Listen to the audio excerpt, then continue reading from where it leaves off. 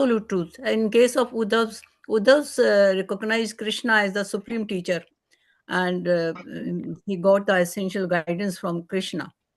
So this shows the importance of surrendering also here to a spiritual master uh, Yes, there to is seek. a divine presence of Lord na, within the Guru. Yes, Mataji. Yeah, yeah. And so for Once we surrendered unto the Guru, then he revealed the true knowledge about the divine yes, yes, and guide us to go to the spiritual world. yes. And here Lord Krishna directs Uddhava for the compassion and universal welfare also. Can anyone highlight on this? So, Prabhuji has explained about the empathy in detail, not sympathy. Yes, here it is mentioned. Krishna directed to others to be compassionate to all beings. This highlights a vital role of empathy Yes, within spiritual practice. yes, So to maintain in compassion while striving for detachment illustrates the delicate balance between personal spiritual aspirations and ethical responsibilities towards others. yes, It perfect. affirms true renunciations, actually. Yes, yes, perfect. Here we can see the role of Guru, who is the representative of our Supreme Lord, and so as to uh, alert ourselves on the spiritual path. So it is the true wisdom we will get from our spiritual master. It is as per the references from BBT abstracts. So then is the next. It is the liberation through nature. So it is such a vast thing and so elaborated in Canto also. Yeah, so many times we feel that so we also have our spiritual master, but here Lord is pointing to Uddhava that Avdut had 24 spiritual masters, isn't it? And from Prakriti, from nature, etc. The several examples, those with those we can see that how we can learn from Prakriti also. Like can anyone elaborate of the few of these 24 spiritual masters? How Avduta learns the wisdom? Yes, it is Earth, that is Hare Prithvi. Krishna माता जी. Yes Ah, माता जी.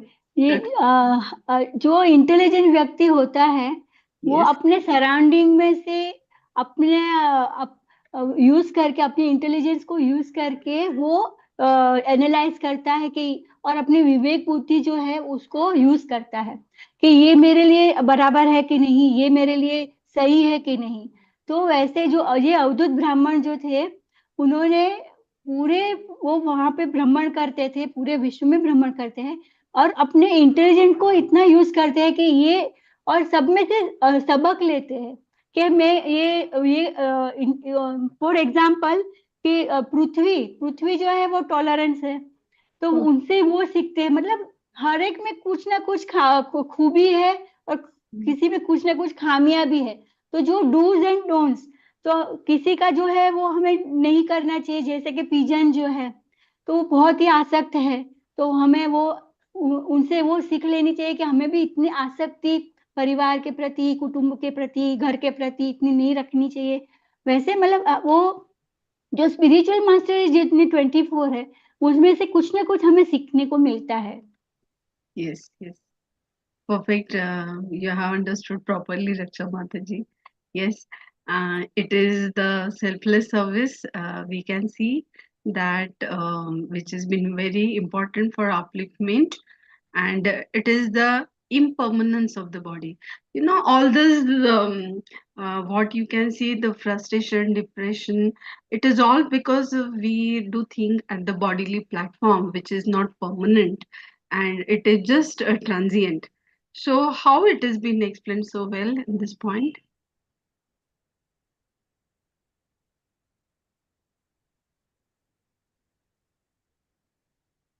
this body is not permanent, but soul is permanent. So body is just temporary, but the soul is the permanent, is the eternal one. And so it is the fleeting nature. So obviously, sukh, whatever it has been there, it is going to remain temporary. But at soul level, okay, so if there is a spiritual nourishment, okay, so there will be detachment which has been possible from the material things. So then is about the detachment from sensory pleasures. So what it emphasizes on? Yes.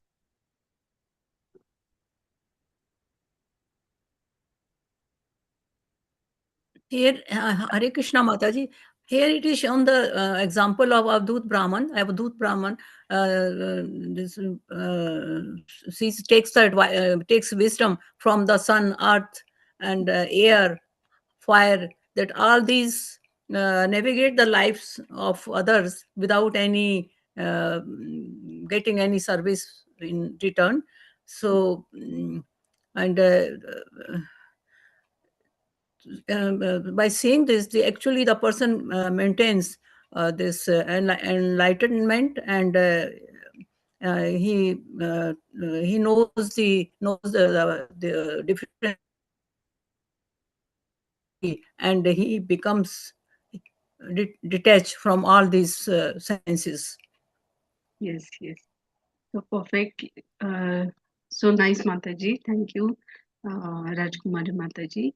Yes, it has been caution given that um, yes, one should not get disturbed from the distractions and pitfalls of material existence. So one should remain detached from these material pleasures and whatever it is. Then we'll go to the next point, that is Krishna Prema Bhakti. So what it conveys about?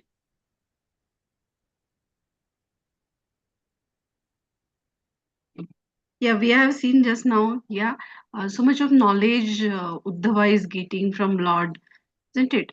So only that knowledge, Nishkam Karma Yoga, we have seen that Avadut Brahman himself is following karma yoga path. He's not just sitting; he's doing his karmas also, and doing karma for in alignment with the Lord's desires. Okay, he's following, and so now it has been told that what is the most supreme path. Uh, because one should realize who the one is, and yeah, it can be understood through bhakti yoga. Okay, here also we can see how the impermanence of material existence, Lord it has explained. Yeah, now there will be, yeah, the Dwarka city, it is now transient one, as it will be underwaters now. Yadu dynasty, it will be now about to over. So it is the impermanence of life, Lord is saying, and so it is there is the necessity so as to focus on the spiritual truth, Lord is saying to Uddhava. So what is the supreme nature of supreme personality of Godhead? Here saying Vaikuntana, Prabhuji has also emphasized on why here Vaikuntha word is mentioned. So what is the nature of supreme personality of Godhead? His Vaikuntha means omniscience and no kuntha, omnipotency. no misery. Yes, Mataji, please carry on. His nature is omniscience and omnipotence, and and his abode, Venkuta, has the glory of his abode. Yeah, yeah. So thank you, Mataji. And it is the self realization and enlightenment. So that is necessary so as to accomplish the devotional service. Then the role of suffering and detachment. So what it aligns with the notion. Hare Krishna Mataji. Yes, ma'am. This gives the ideas, sufferings gives the idea that due to every individual thinks that due to all these attachment of these material things, we get suffering. And when the person becomes so suffers so much, he tries to seek God, the help of God, and he tries to seek the self realization, and get enlightenment by this teaching of God.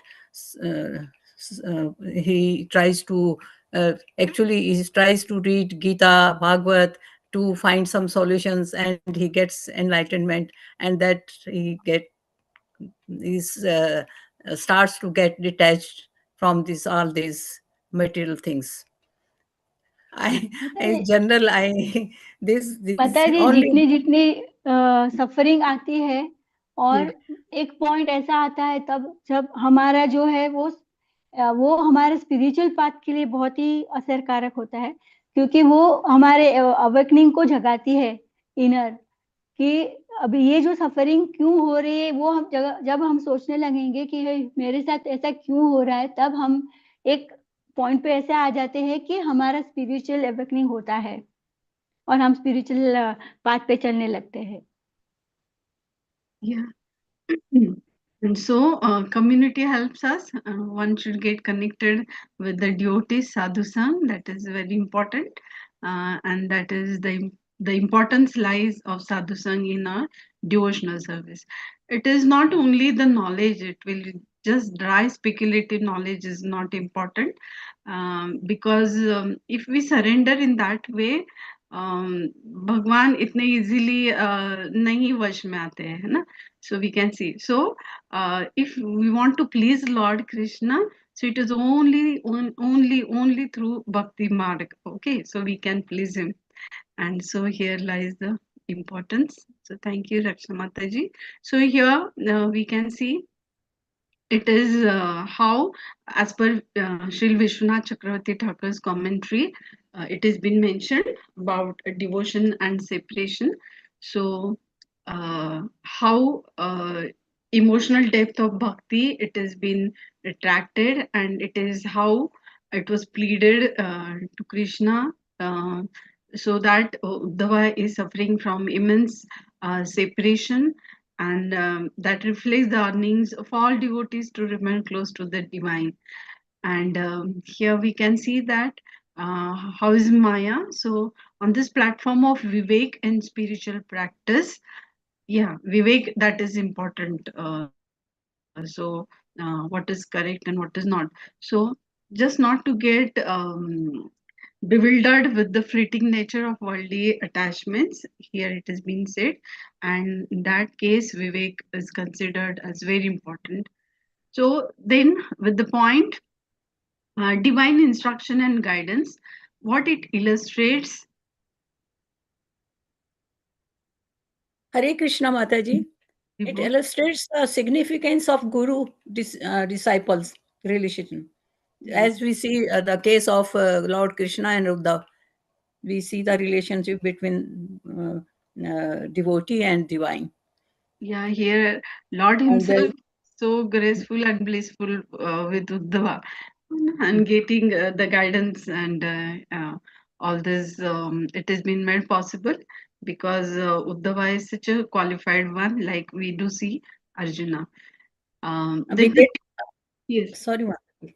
So yes, the individual gets the enlightenment, yes, this due to the grace of this spiritual master and guidance of the spiritual masters. So he gets enlightenment, he gets guidance from this. yeah. So, if one nurtures a personal and loving relationship with Lord, then a devotional service it is possible, and it inspires on the bhakti practice. Then, with this transcendence and liberation, so what it reinforces?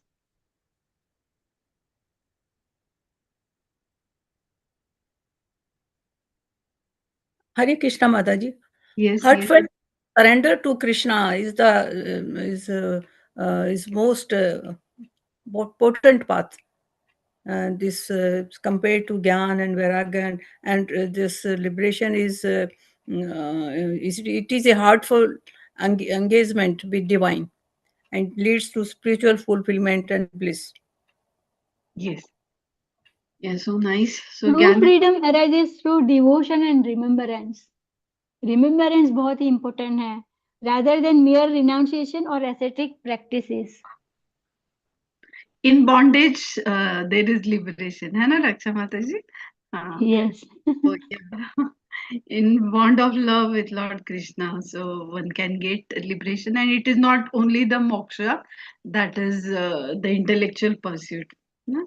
So we can see Uddhava's longing to remain among Krishna and fellow devotees. It shows the vital importance of communal practice in the spiritual life. And yes, we can see it together. It is the rich tapestry of devotional spirituality which emphasizes a personal relationship with the divine and essential role of guidance, so as to have this transformative nature of love and devotion. So here we can see the self-realization and intelligence. है ना? So it is the principle of Bhakti Yoga, which asserts that self awareness and intelligence, they are not simply advantages but crucial for genuine spiritual advancement. Okay, and there lies the role of spiritual master, which encapsulates the virtues of humility and the willingness to absorb wisdom, recognizing the individual's capacity for discernment, an essential pillar within the philosophy of bhakti. So we have learned through so many learnings we can see. Yeah, it is through Avdut Brahmana, who has been renounced and affirms the true strength which arises from the spiritual detachment. And this human form of life is a unique opportunity. So Prabhuji has explained in his lecture. So there are 84 diverse forms of life, and amongst those are 4 lakh human forms. And so we are so fortunate, so as to have this lifetime in which we could get uh, the bhakti teachings, and so as to seek the spiritual knowledge and liberation. So it highlights the central role in the cosmic order. So, so it necessitates to engage in spiritual practice during this human form of human life. And so, bhakti philosophy is so important, and the search of divine. So, it collectively encapsulates the core principles of philosophical teachings presented in the text, which affirms the role of intelligence, spiritual insight, and the quest for a deeper and deeper connection with the divine himself. And so it is such a graceful relationship in between Uddhava and Krishna. We can see those are so intimate dialogues and conversations, and they are so valuable for all of us. And for several lifetimes, we can see that this is going to be useful for all of us. And so, thank you very much, Prabhuji, for such a nice session. And it is our session is now over to Archana Mataji. Thank you. Hare Krishna. Hare Krishna. Thank you so much, Mataji, for the wonderful recap. So let's begin. I'll just share my screen.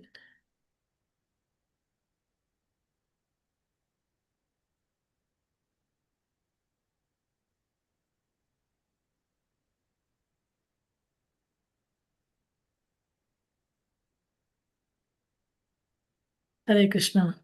Mukam karoti vachalam pangum lankayate grid. Yat kripatamam vande Shri Guru Dinataranam Paramananda Madhavam Shri Chaitanya Ishwaram. Namo Vishnupadaya Krishna Prishthaya Bhutale Srimate Bhaktivedanta Swaminiti Namine Namaste Saraswati Deve Gaurvani Pracharine Nirvishesha Shunyavadi Paschatya Deshatarine. So today we are going to continue with the third A part of the series of 4 parts of the Avaduta Brahmanas. Today we will talk about the gurus. Actually, this is the Uddhav Gita, and this is the third part in this session. And here today we will be beginning to talk about all the 24 gurus which the Avadhut Brahmana had accepted, but out of which we will see a few of them. So we already saw in our previous lectures, Sharad Prabhuji already has very nicely given how the Uddhav Gita began, and then how the Avadhuta Brahmana was being explained by Krishna to Uddhava.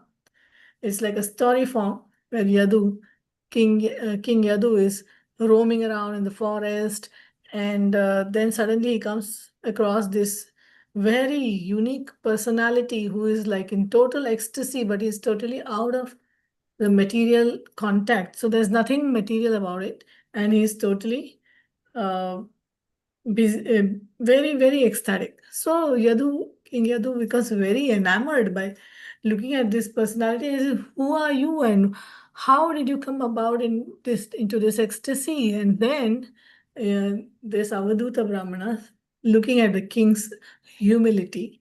So that is the important point. So looking at his humility, he starts to tell him about how he sees gurus everywhere.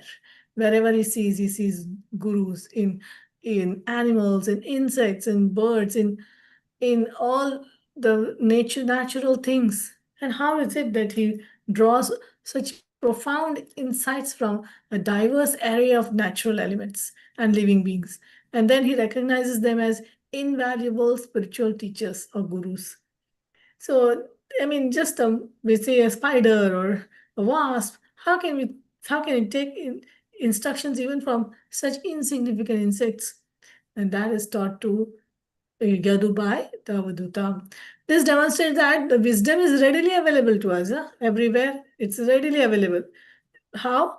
Through attentive observation. We can observe attentively the world around us, and when we observe it nicely, then we can we can take sabak, as Raksha Mataji said, we can take our teachings from even the tiniest of insects or animals. And by highlighting the lessons inherent in nature, so nature keeps giving us lessons, and our daily life, and it will enhance our daily life. And this theme asserts that spiritual knowledge is also there within in everyone's reach. It's not that it's only limited to certain personalities. Everyone can reach spiritual knowledge. It empowers individuals to embark on their journeys of understanding and dismantling the myth that enlightenment is reserved for a select few traditional authorities. No, it's not reserved for few people. It's open to everyone. So this concept is powerfully underscoring the idea that every facet of existence is capable of imparting wisdom. So every facet of existence, so whatever it is, a stone, a mountain, a river, a plant, a tree, thereby they're challenging the perception that enlightenment is confined to conventional spiritual leaders. So only when you sit on the Vyasasana and give a lecture, only then you will get spiritual knowledge. No, Avadhuta is telling, I can get knowledge even from an insignificant part of this material nature. So then comes tolerance and service. So who is the embodiment of this tolerance, and who is the embodiment of service? So we have seen Sri Chaitanya Mahaprabhu gives the sutra for tolerance in his Shikshashtaka. Anybody can tell which is that sutra? तृणादपि सुनेचेना तरोरपि सहिष्णुना अमानिन मानदेना कीर्तनीय सदा Hari. Wonderful. So that is the sutra given by Chaitanya Mahaprabhu. Trinadapi sunichena. So even Lord Chaitanya is showing us from the nature. Truna is grass. So like that, here grass is shown as the embodiment of tolerance. That is, when you step on the grass bends. And then when you take out your foot, then the grass again stands up. So it's like tolerating our stepping on the grass, right? And then the trees also, Taroriva Sahishnunam, trees are also tolerating. Okay, So trees are also tolerating in the sense you cut the tree and it doesn't complain. It gives you shade, it gives you fruits. But if you try to harm it, it doesn't complain. So it's like that. So that is the example given by Lord Chaitanya. And here we see in this, Avaduta Brahmana is taking these lessons only from earth. Earth is standing as a paragon of tolerance. So how it's enduring adversities with grace, right? You step on it, you dance on it, dance on the earth, you mine the earth to take out valuable minerals. You dig the earth and you grow crops on the earth. So she gives abundantly. She gives her jewels, she gives her everything, she gives you food to eat, she gives you place to stay, everything. And then she's just tolerating all the nonsense that human beings are doing, even animals or whatever are doing on top of her Mother Earth. So she's enduring all this. And what about the mountains and the trees? They are not only tolerating, they are also offering services, selfless service by giving you shade, by giving you fruits, right? And the mountains are giving so many minerals, they're giving you so much, like that is why Krishna wanted to worship the Govardhan hill, because he considered Govardhan hill to be uh, what? He was abundantly giving them everything needed for the cows. So he was Vardhana, he was abundantly giving. Go means cows. Vardhana means he's giving more and more so that the nourishment of the cows takes place. That is the green grasses, then minerals, then nice cool water in the lakes in Govardhan, then trees which are giving wonderful shade and also fruits. So Govardhan was giving them everything, whatever is needed. So he was increasing and nourishing everyone around it, increasing the bliss. So this is how the trees are serving and the mountains are serving the humanity, and they're taking all their they're tolerating everything, and still they they are symbols, they're natural symbols. They serve as exemplary models for human conduct. So we are humans, how should we conduct? They are standing there as models, instilling belief that true strength lies in patience and altruism. So we should not only think that we have to take only from nature. We also have to give. So we should also have an altruism in our conduct, as well as we should have patience. So this theme resonates deeply with the ideal of selfless service, that is seva bhav. So when we have seva bhav is very much required in bhakti, right? Bhakti philosophy, where devotees dedicate themselves to the well-being of others and then service of God. So in this slide we have further, the Avadhuta is talking about detachment and self-realization, how he learned himself, how then he's teaching this true wisdom, not only keeping it to himself. Whoever is a sincere seeker who comes to him, then is teaching them that wisdom comes from cultivating detachment. How do you get wisdom? When you cultivate detachment from material possessions. So you have so many material possessions, and then if you are not detached from them, always clinging on to the house, to the possessions in the house, and also very much attracted by sense gratificatory things which are around us, and which pave the way to higher knowledge and self. So if we don't do that, we will never get wisdom. If we do that, then that will pave our way to higher knowledge and self-realization. What should we do? Detach ourselves from possessions and sense gratification. This principle emphasizes the necessity of moderation and prioritization. So we have to prioritize spiritual aspirations or fleeting material desires. So if there are two things, should I go for the program or should I relax at home? Then go for the program, because your spiritual aspirations take priority over fleeting material desires to sleep. And it's so cold out there, let me go and sleep. So you should know, we should take which is the priority. spiritual aspiration is a priority. Go for the program, go for our satsang, go for sankirtan. Okay. And then that is how we should consider everything, whichever comes to our way. We have to choose the spiritual aspiration over fleeting material desires, because material desires, even if we get hold of the material desires, they will surely uh, be only fleeting for a short while, after which the desires will increase. They are like inflammable. They go on increasing. No, so it's not just enough to just be happy with whatever you get, right? So material desires are keep on increasing. So we should prioritize spiritual aspirations. Then it reinforces the belief that authentic happiness is rooted in spiritual growth rather than transient material pleasures, right? So material pleasures are what? Transient. One desire is fulfilled, gone. How many gulab jamuns can we eat?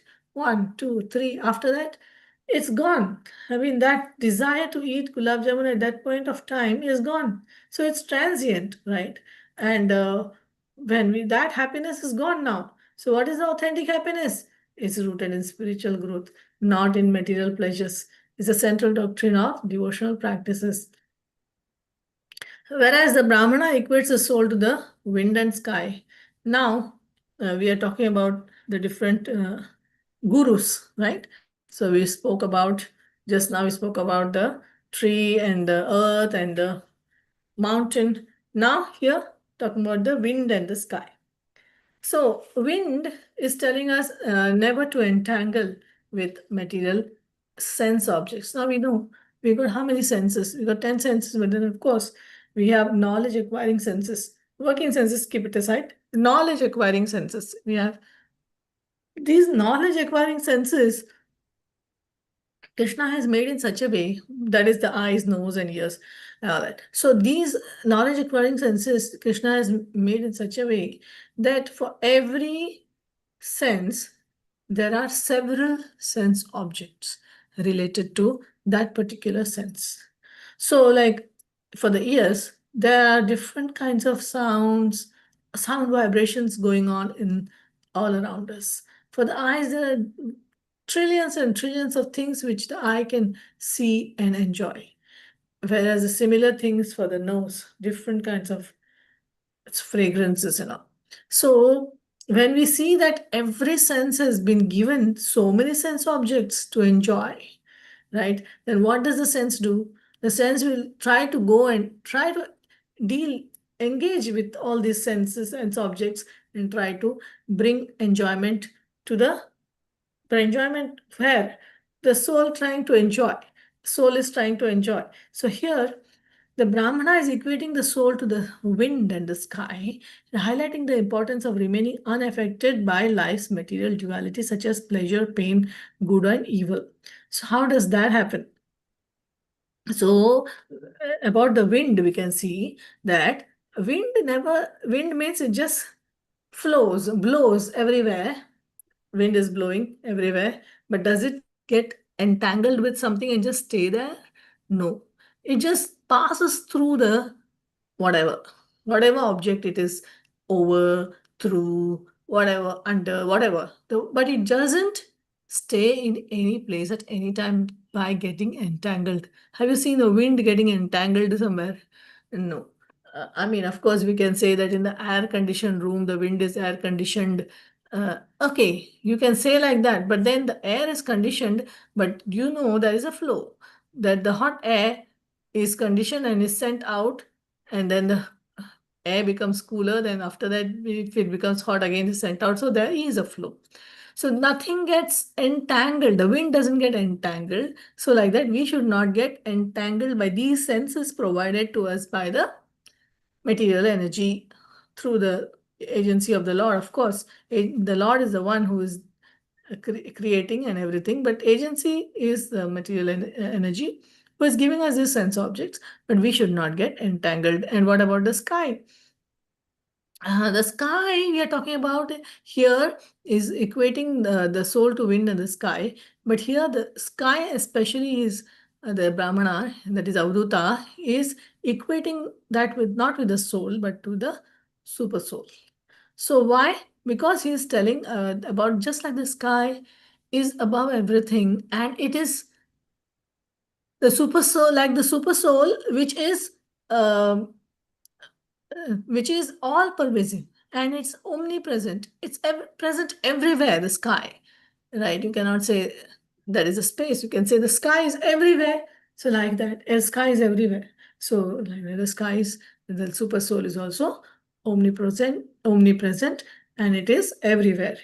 So this metaphor illustrates the critical need for equanimity amid life's changes, essential for meaningful spiritual progress.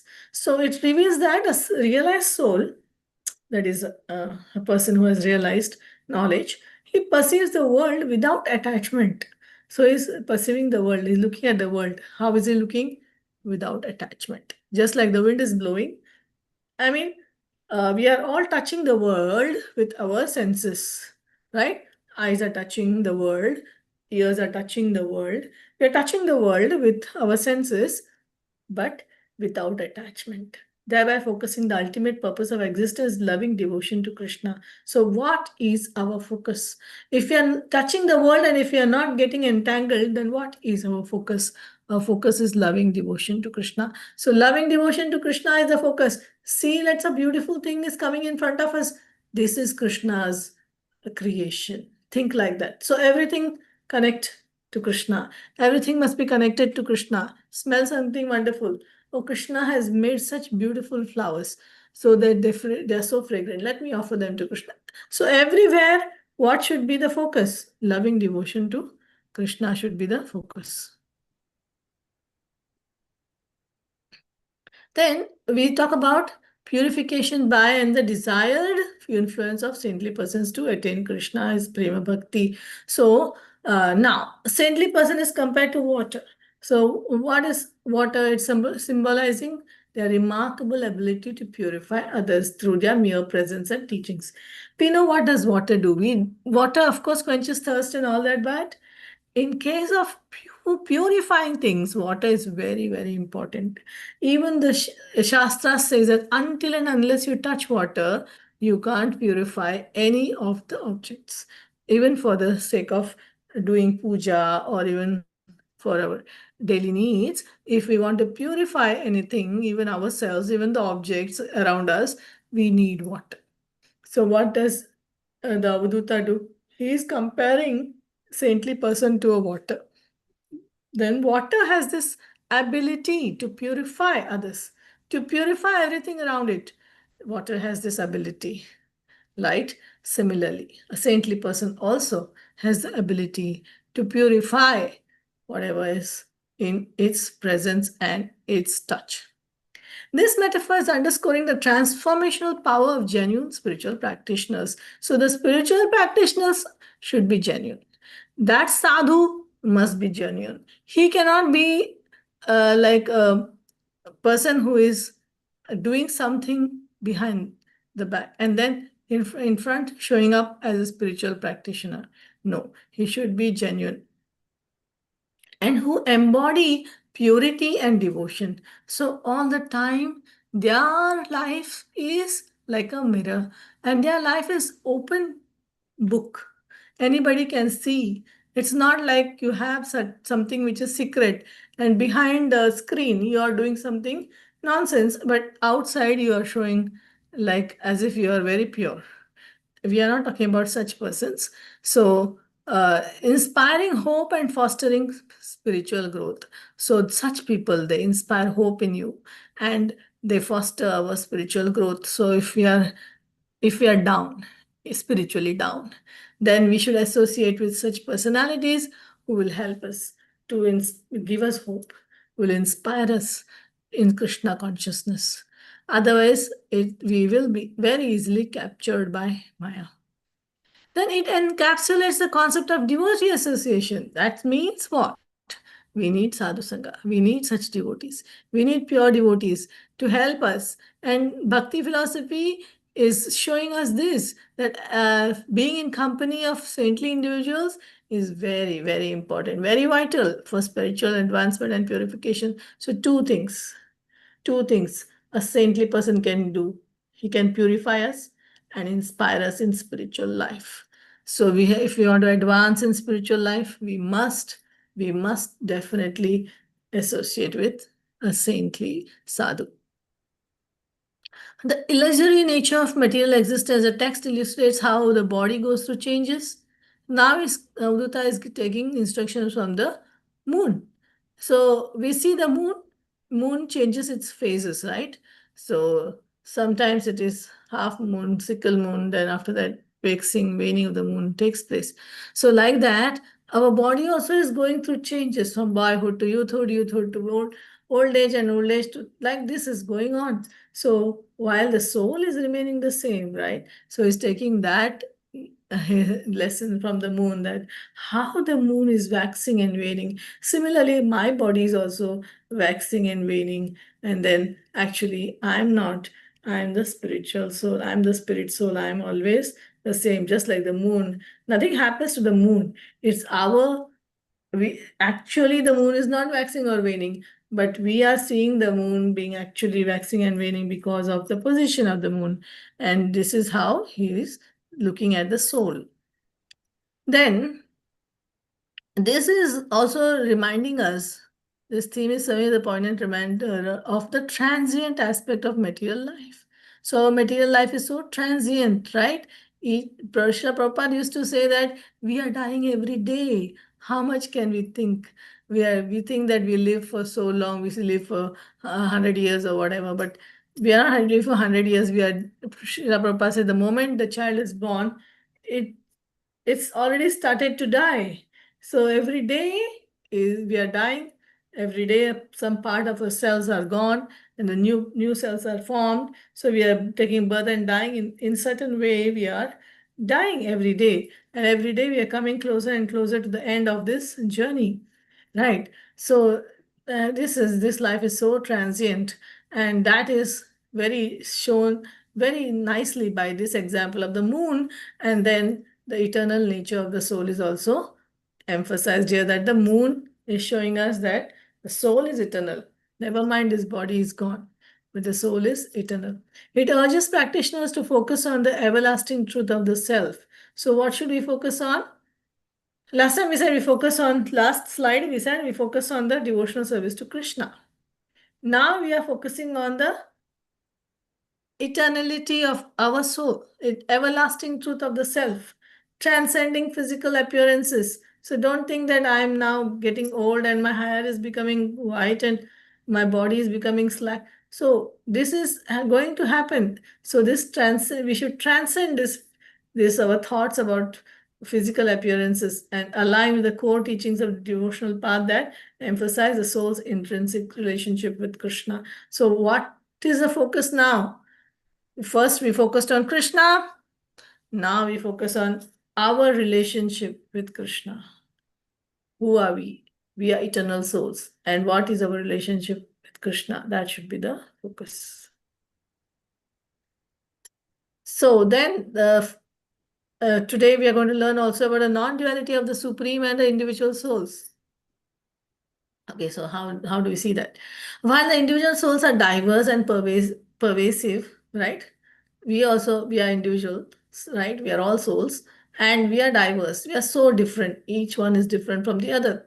But we are pervasive. What are we pervasive? We are pervasive means we are pervading into all kinds of different bodies. So they remain distinct from the Supreme Soul, who is invisible and omnipresent. So the Supreme Soul is also so kind. He is also coming with us everywhere. Do you think he's abandoning us because we take a dog body or a cat body or a big body or whatever dirty bodies we take? Also, Supreme Lord is not, he is not thinking like that. Although he is distinct from us, he remains distinct, but he is always omnipresent. He is present everywhere. He follows us in every body. Whichever body we take, Supreme Lord is following us, and he is being with us all the time. So he is our true friend. Suhurdam Sarva Bhutana. Sarva Bhutana. Not only human beings, everybody. And the Supreme Lord is Suhurdam. He is a friend of all, friend of each and every one of us. He is a true friend and is following us everywhere. Our friends, how much ever we love our friends or our family members, how much can they come with us? Only up till the death. After that, nobody can follow us, even though we may think that they love us the most. I cannot live without him, or she cannot live without me. But how much only can they come with us? Only up till the death. After that, definitely there's parting. But what about the Supreme Lord, the Super Soul? He's always with us in whichever body, even after death, even after birth, even after whatever. He's always with us. He's always with us, following us in every terrible, horrible bodies which we take and do terrible, terrible, horrible things which we do. He's always with us. That is called a true friend. This distinction eliminates the relationship between Jiva, individual spirit soul, and the Paramatma, the super soul. So it is showing us how we are also all pervasive. That means we are taking different bodies. Supreme Lord is also all pervasive because he is also coming with us in all those bodies which we take. But that is showing us what is our relationship with him, and it is showing what is the distinction between him and us. And a super soul is all pervasive in the sense he can follow us everywhere, and we also can go to different bodies according to our desires. The emphasizing their unique roles within creation. So what is our role? We are also seeing we are born for serving the Lord. Okay, that is the only reason why we are here, why we are alive. Only reason is what? Serving the Lord. So if we don't serve him in Golok Vrindavan, we have to serve him in Srishti Lila. So we are his companions in his Lila, either in Golok Lila or Vaikunt Lila or any Lila or even Srishti Lila. So right now also we are in the participants of his Lila only. And now he is doing the Srishti Lila and we are taking part in the Srishti Lila. So we have a unique role within this creation. Okay, so it clarifies the hierarchy of existence, affirming the supremacy of the supreme law, supreme personality of Godhead. So now hierarchy is also there. Who is higher, who is lower? Okay, so what is the existence, supremacy of the Lord? The Lord is supreme personality. We are not supreme personality, while acknowledging eternal essence of individual soul. We are eternal, definitely, just like Supreme Lord is also eternal. We are also eternal, but we are not supreme eternal. This understanding enriches our perspective on the intricate interplay between individual soul and the supreme soul, like Nityo Nityanam, Chetanas Chetananam. Always Prabhupada will mention this. So we are also Nitya, Lord is also Nitya, but he is Nitya of the Nityas. So he is the supreme Nitya. Nityo Nityanam, Chetanas Chetananam. Are we Chetana? Are we conscious? Yes. Lord is conscious? Yes. But he's super conscious. He is supremely conscious. So that is a difference. Okay. So then the conclusion is these thematic elements collectively present a powerful and comprehensive view of supreme spiritual growth, emphasizing practical wisdom, detachment, selfless service, deep relationship between individual soul and the supreme, and they guide practitioners towards a profound understanding of their purpose and the nature of reality within the framework of Bhakti philosophy. So Bhakti philosophy's framework is what? Focus on Krishna, focus on our eternality, and also focus on our eternal relationship with the Lord. So that is all, and as his servants. So that is all we have to focus on each and every day. Krishna, we, our relationship. Next, we come to the another very important uh, point about this pigeon lila. This pigeon is teaching the Avaduta so many things. Let's see about it. This passage presents several compelling thematic elements that are intricately woven into the narrative of the pigeons. So Srila Prabhupada talks about the pigeons in a very elaborate way many times in his classes regarding how the pigeons are so attached uh, to having multiple times sex in a day. So this is what is very, very common among the pigeons. And Srila Prabhupada has so many times mentioned that if you want to have sex so many times in a day, then you can become a pigeon in your next life. So this is their main thing that they do in their pigeon species, pigeon bodies, which we all have taken in one time or the other. So here's a deep dive into these themes, elaborating on their descriptions. What are their rationales? What are their philosophical significance, etc. So here we'll talk about the attachment and material affection. So what are the pigeons? Now there are many birds like that who are like have only one partner throughout their life. The hornbill bird, for example, they have only one partner for the entire life that they lead. So only one partner. They don't go, even though they are birds, but still they are not human beings, but they still have only one partner throughout their lives. So like that, there are birds because they're attached, so much attachment. So the narrative powerfully illustrates how an excessive attachment to familial bonds and material possessions can lead to profound suffering and ultimately one's downfall. So, being so attached, definitely there will be a downfall. In case of animals and birds, it's mostly they're losing of their loved ones as well as losing of their bodies. But in case of human beings, it could be much, much more because we could lose so many other things first because Krishna has given so much facility for the human body. Krishna, it says in this chapter, Krishna is talking about how he uh, likes the human body more than any other species he has created. He is very fond of the human body. So that means we are the best creation of the Lord. Krishna likes this creation of his. So the pigeons' love for each other and their offsprings, while seemingly instinctual, uh, becomes a significant source of bondage. So although love is important because of course, finally, we have to love the Supreme Lord. So we have to transcend this love and go and be more focused on loving Krishna.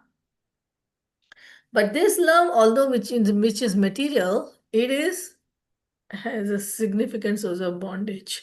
So it is stark difference between this this story is serving as a stark reminder of the dangers of being overly engrossed in material relationships. So, how can you have your 2 feet on two boats which are going, which are in motion? There are two boats, and two boats are also in motion on the river or in the water. So, how can you put your 2 feet in two different boats? Is it possible? It's not possible to stand like that. So, like that, we can't be material relationship and attached to material relationship and attached to Krishna at the same time. We cannot be overly attached to material relationships. Such attachments can blur one's judgment and spawn devastating consequences.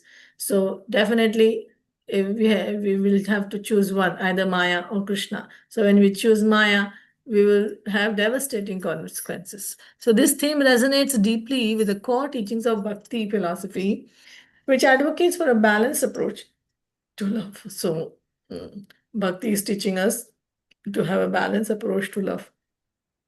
It invites us to acknowledge the importance of love while ensuring it does not eclipse our spiritual responsibilities or our connection with the divine.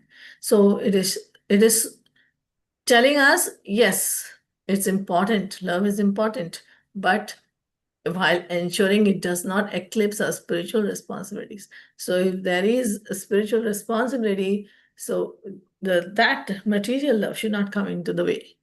Okay, our connection with the divine is more important. So we have to see the priority.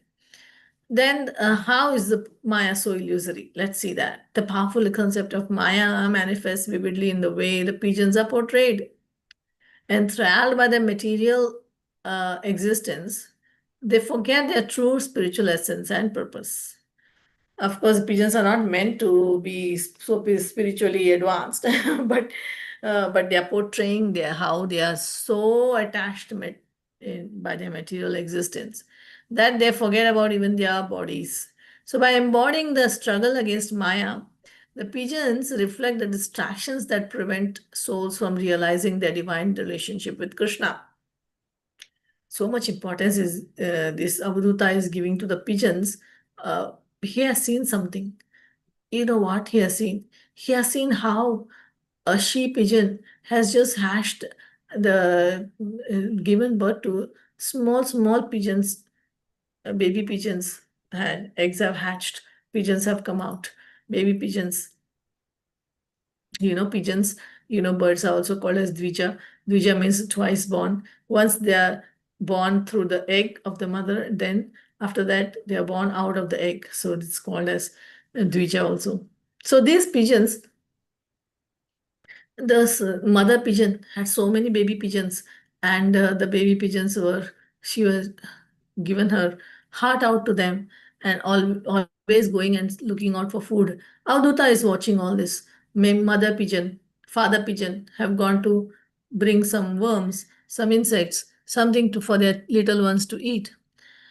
And as they have gone collecting food, the little ones are alone in the nest, and then they are coming out a little bit, walking around. Hunter has seen them. Hunter is putting his net, and the little pigeons unknowingly, they don't know what anything about the net and all that. They are inexperienced, they have never seen anything, they're just born, and so then they fall into the net of the hunter. So once they fall into the net, hunter is very clever. He's still waiting. He's waiting in the shadows. And then he sees the mother pigeon come. The mother pigeon is so overly sees this little pigeons all in the net. She's totally bewildered. She doesn't even think that what will happen to her. She just jumps inside to save her little ones, and little realizing that they are already caught in the net. And when she follows them, she also gets caught in the net. And in this way, the he's very happy. The hunter is very happy. He sees that the mother is also in the net now. And now is the turn of the father, is still waiting. And then when the father comes back and he sees this plight of his children are suffering, the wife is suffering in the net, what does the father do? He sits down there and he cries and he cries and he wails and he thinks about so many nice things that had happened in his life with his wife and his kids. And then now, thinking of all that, he also becomes totally distracted and bewildered, and then he himself jumps into the net. And in this way, he he also is caught, and the hunter is very happy to take all the entire family with him in his net. So, like this, he has seen, Avaduta has seen what has happened to the pigeons. So, by embodying the struggle against Maya, the pigeons have reflect the distractions that prevent the souls from realizing the divine relationship with Krishna. So the pigeons, for them, the entire life was only enjoyment, having good life with the family. That's all.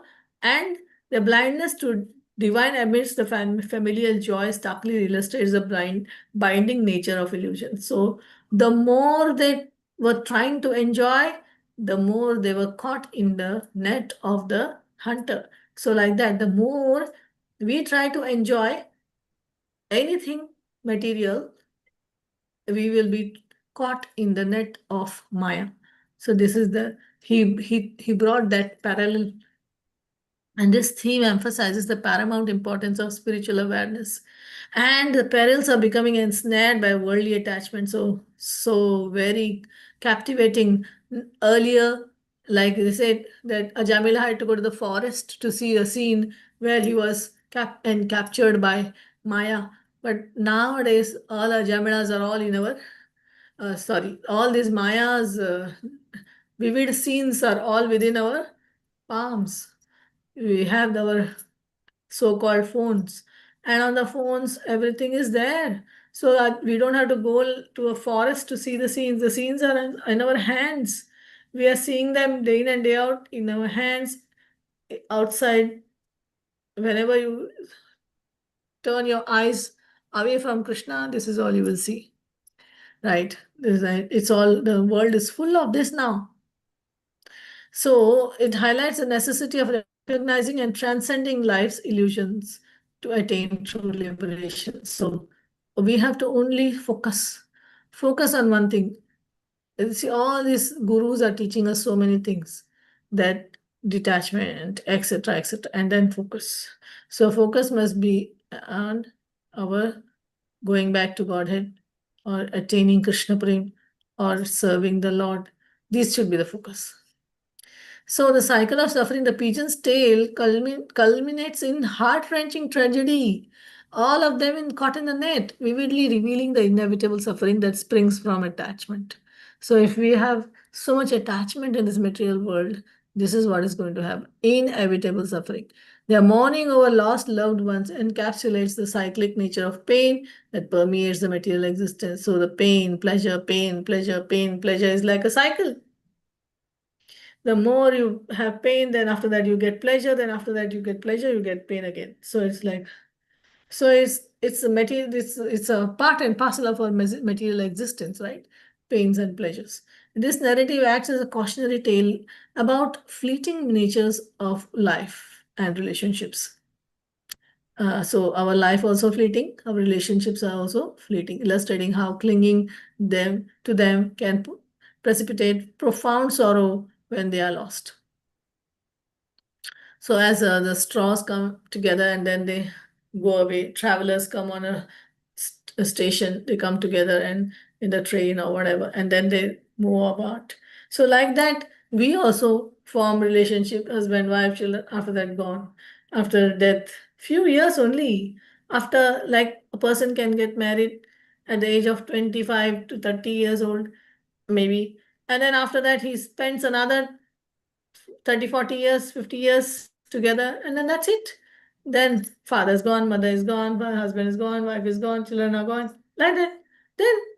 Then again we are separated, right? And then again there's sorrow, there's happiness, there's sorrow, there's happiness. How much, how many times in this life, fleeting, we have seen the fleeting nature. And then we are separated. Then again we come with another new set of friends, families. Then again we are separated. This is so fleeting. This thing is aligned with the teachings of impermanence. So nothing is permanent in this world. So in Bhakti philosophy, urging the individuals to seek enduring happiness, let's seek enduring happiness. Let's not seek this happiness given by this material energy. Through devotion, let us, rather than through transient material pleasures, let's seek for Krishna's enduring happiness. So divine compassion and role of the preacher. So only a preacher can think of compassion. Only a preacher has this divine compassion. An undercurrent of divine compassion runs through the passage, emphasizing the critical need for guidance in spiritual journey as embodied by Avaduta's narrative. So we definitely need guidance in spiritual journey. Avadhuta also needs, he's saying, and he's taking that guidance from mother material nature.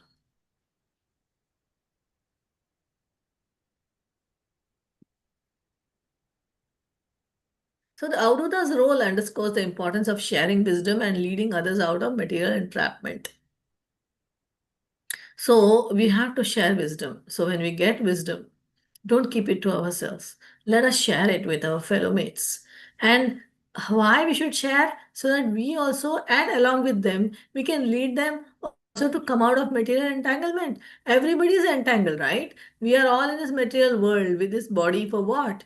Either we are super sadhus, or we are one of those, like the pigeons, and entangled in the material net. So if we are all entangled in the material net, then we should, if we see something which is worth sharing, which is full of wisdom, then we should do that, reflecting a compassionate and proactive approach to spirituality. So just don't be sitting down in one place. Okay, I'm spiritual and I'm okay, I'll try to be. No, we have to see something nice, something full of wisdom, some nice quotes, some nice things. We should share it with others so that we inspire them in coming out of material entrapment. This theme powerfully illustrates that true affection must inspire in spiritual upliftment. So if we have true affection for our fellow mates, we like our friendly devotees, then we should help them they will also help us to inspire them, and that those who have attained wisdom bear the responsibility of guiding others back to Krishna.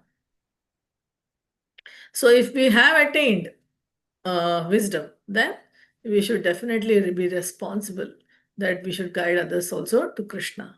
But if we are not yet, then we should take help from those who have attained wisdom.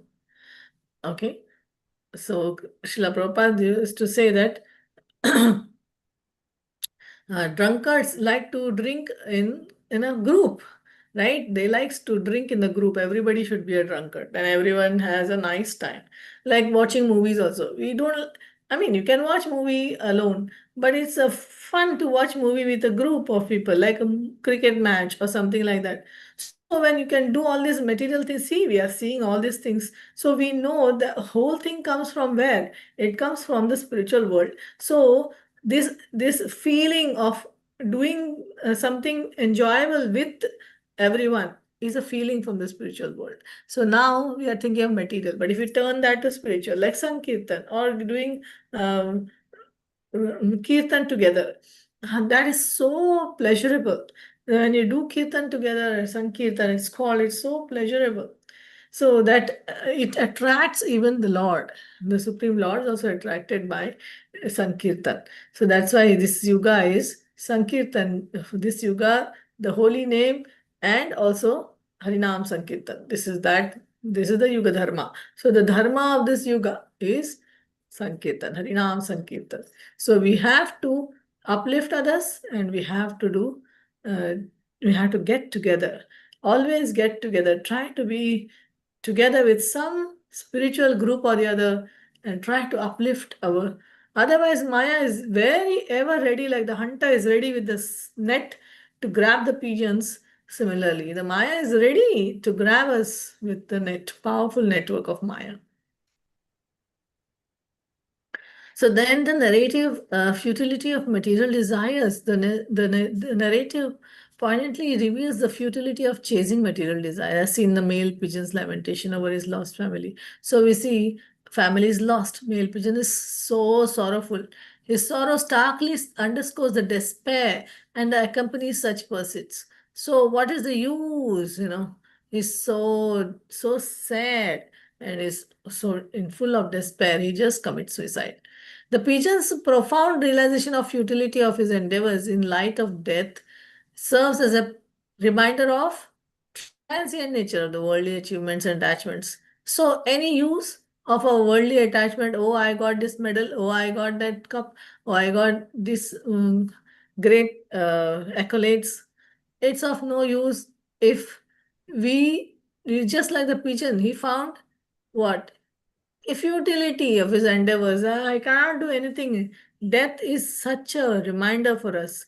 At the face of death, that nothing seems, everything fades away. Huh? Everything fades away. Everything is insignificant. So this theme resonates with the bhakti perspective, which emphasizes the need to surrender material desires in favor of spiritual pursuits. So always we have to the need to surrender material desires. We should give up material desires. And what we should accept? Spiritual pursuits. It underscores the ultimate fulfillment resides in devotion and genuine connection with the divine rather than in fleeting material success. So if the pigeon, let's say he was not so attached to his wife and children, then he could have saved his life. He could have flown away from the net. But he was so attached to the family. He felt, what will I do without my family? What will I do without my wife? What will I do without my children? Let me also die. So like that, he went into the net. So these themes collectively convey a powerful and transformative message about the essence of attachment, the pitfalls of material existence, and the crucial role of spiritual awareness and compassion in navigating life's complexities. So now that we have completed, we'll have a short break of 2 minutes. If anybody has anything to say.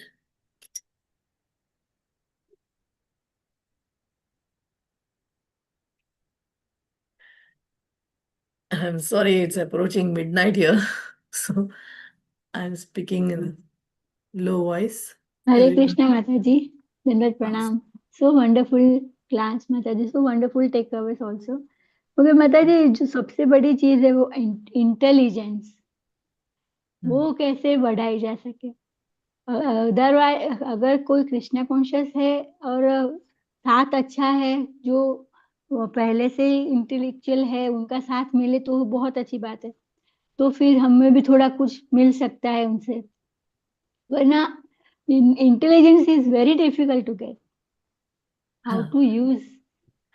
Intelligence भी तो it is a material thing which is given by Maya only. You spoke about Vivek in the previous.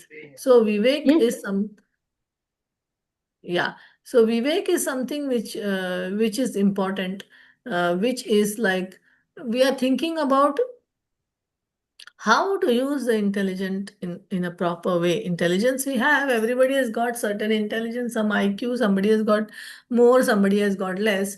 We cannot grab more or less from anywhere.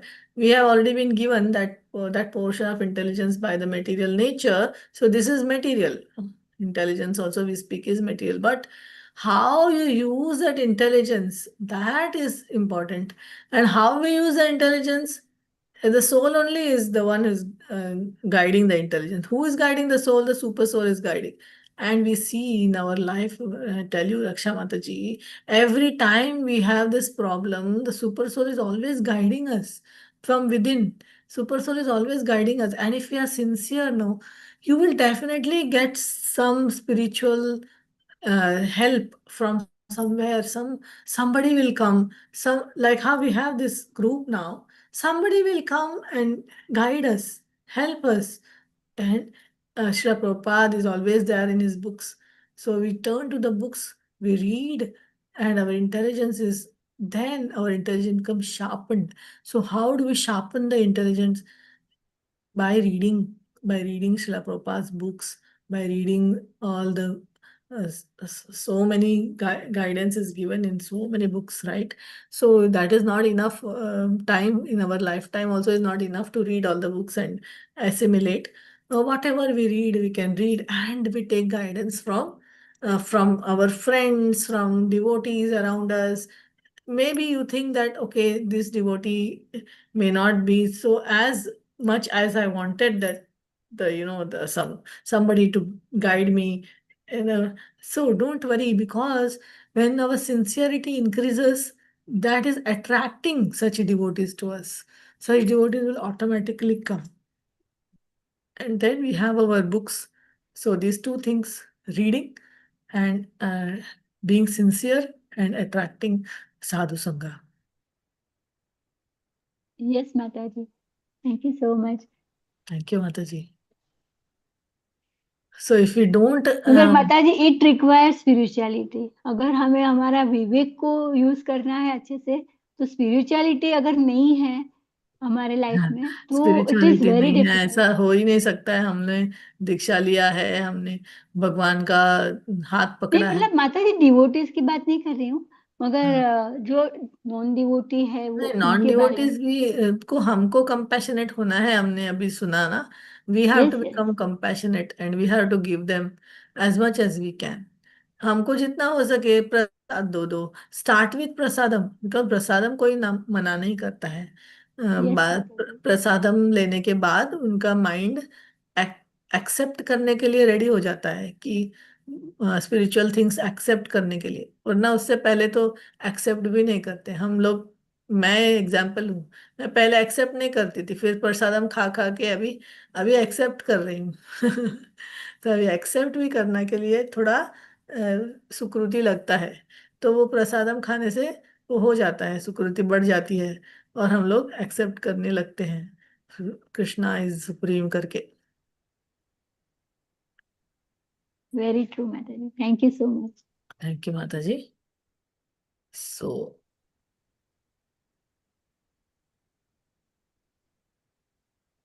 let us continue. So now we are now going to see in this part after the break, we are seeing the comments of Srila Vishwanath Chakravarti Thakur. So on these passages, whichever we just now completed. Okay, so several pivotal themes are there that delve into the essence of intelligence and spiritual insight. And we are also going to see the extraordinary role of human existence. So, how we are, what is our existence within this vast tapestry of life? So much is going on in our lives, right? From the birth till now, so many times, so many pitfalls, so many downfalls, and so many heights we have achieved, accolades we have achieved in our lives. So we are going to see all that, how this all happens and what is the role. So role of intelligence in self-realization. So just now Raksha Mataji was talking about intelligence. So we see that how the text powerfully underscores intelligence as a key to uncovering the true nature of reality and achieving self-realization. So Uddhava, despite an outward appearance of foolishness, is recognized for his inherent intelligence. So he was very intelligent. No wonder he was a disciple of Brihaspati. And suggesting that genuine understanding often springs from personal insight rather than traditional teachings. So uh, what does Uddhava think? He earlier he was thinking that he was a very jnani, he was a big, great scholar. But when Krishna sent him to Vraja and he met the gopis, then he became very, very humble. And then uh, we see that this theme is crucial, that it showcases the capacity of individuals to rise above ignorance through their reasoning and experiences, emphasizing the importance of personal exploration in journey towards the truth. So we also have a capacity to rise above ignorance using our intelligence. We can come out of this ignorance through reasoning and experiences. Like we are experiencing in this material world so many things, right? And then when we are experiencing these things, whichever we are experiencing, we all know what we are experiencing. So in that, there is a reasoning also, some logic is there, something we can make out of that whole situation, we can learn. And how we can learn? We apply our intelligence in that. And just like Avduta is using his reasoning and all the experiences he is finding, oh, the wind is blowing, oh, the moon is waning and waxing. What can I learn from here? So he's trying to use his intelligence and reasoning, that Viveka. He's trying to use his Vivek, and then he's coming to a conclusion. Yes, I can learn this from the moon. Moon is my guru.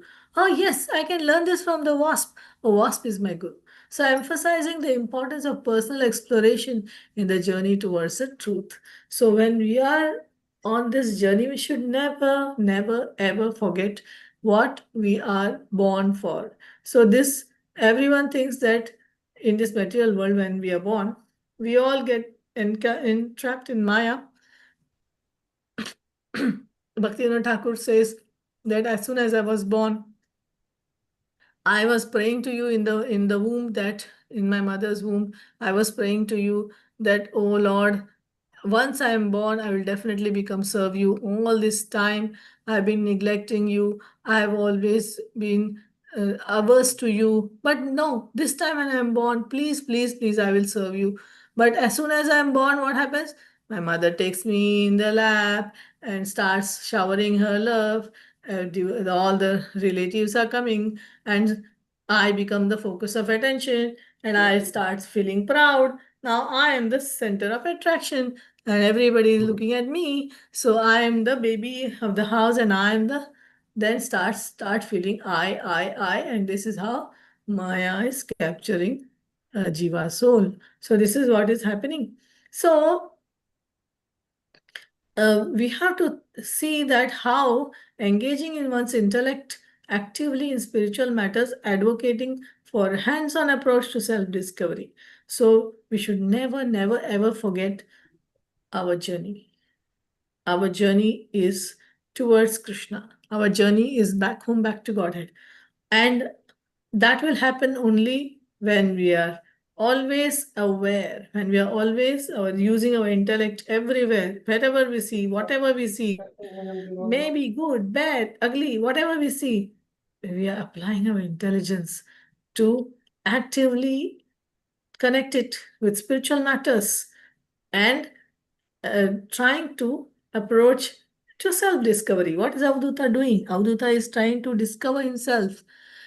He is comparing himself with his soul, with his body.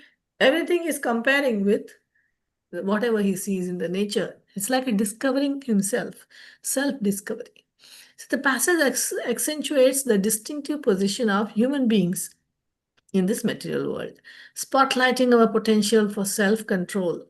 Do the animals have self-control? No, they don't have self-control. How many ever times you hit a dog, the dog will come back to eat something which it likes. It doesn't have self-control. But then human beings, they will wait. Prabhupada used to always give this example. He will say human beings will wait for somebody to say, please come and take the food. Or given the food, then only he will eat. He will not just come and grab, just like the dogs grab. And spiritual comprehension, traits absent in other forms of life, right? We have spiritual comprehension. We understand what is spirit, what is matter. At least somebody tells us, we accept, we understand what is spirit, what is matter, we can understand.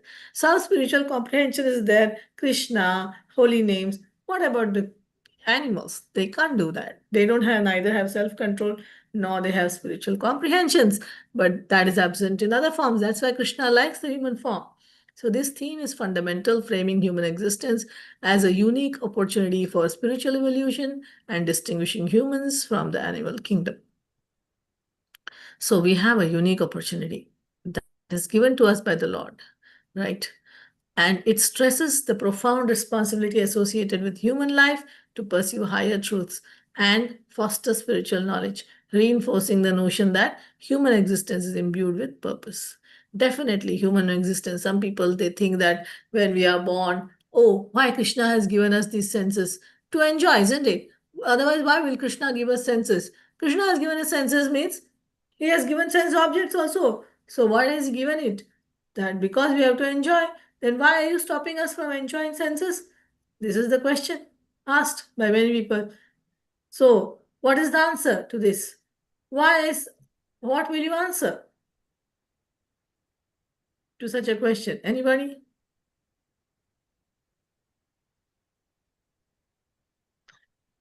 No, हम कह Krishna. सकते हैं कि हमारा जो शरीर है वो भी एक गुरु ही है और उसका हम सेंसेस को उपयोग करके हम लिबरेशन तक जा सकते हैं, भगवान के पास जा सकते हैं. हाँ, the senses किस लिए दिए हैं? Why has Krishna given us the senses to enjoy?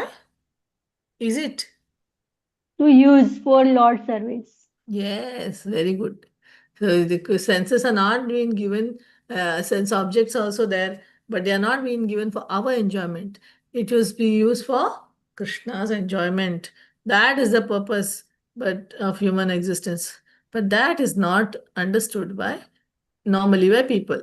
When they see senses, they see sense objects, then what do they think? These sense objects are meant for, these senses meant for enjoyment, our enjoyment, which is wrong. So our focus must be there. Always our mind must be always thinking, where is our journey? What are we, say, like for example, you're traveling in a train. Okay, let's say you're going from Gujarat to, you're going from your place in somewhere in Gujarat, you're going to Jagannath Puri, let's say like that. So on the way, there are so many stations which come, but you are focused on your journey. I must reach Jagannath Puri. I must reach Jagannath Puri. That is only the focus in mind. So you are maybe in some stations you get down to buy something or to drink water or whatever. You may be getting off the train, but you will again come back on the train and you will again continue your journey until reach your destination because your focus is your destination.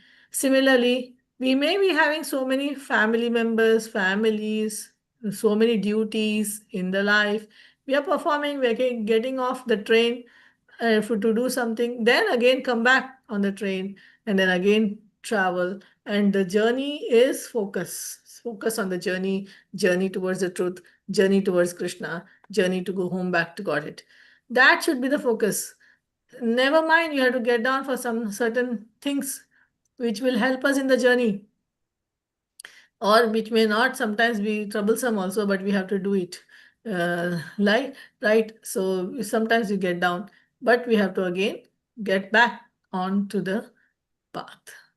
That we have to remember, because that is the human's purpose of our human body. Okay, so bhakti is the pathway to divine experience.